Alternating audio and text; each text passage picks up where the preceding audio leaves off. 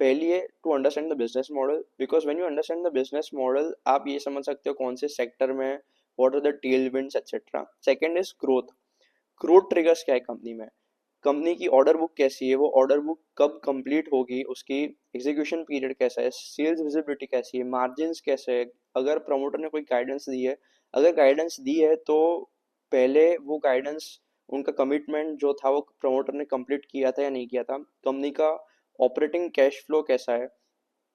ROC कैसा है, ROE कैसा है, डेट है या नहीं है कंपनी में, एंड क्या कंपनी और पैसे रेज कर सकती है, अगर कंपनी कोई कॉर्पोरेट एक्शन लेती है तो उसके ईपीएस पे क्या चेंज होगा। ये सारी चीज़ें are the technical aspects of investing which you need to know very well too. और जो तीसरी चीज़ है ऑब्वियसली द प्राइस, मतलब अगर आपने ऐसी कंपनी ले ली जो जो बहुत ही अच्छे सेक्टर से बिलोंग करती है, उसका ग्रोथ ट्रिगर्स भी अच्छे है, फंक्शनिंग भी अच्छा है, लेकिन अगर आपने वो बहुत ही महंगे प्राइस पे लिए है तो अगेन उसका आपको फ़ायदा काफ़ी कम हो जाएगा।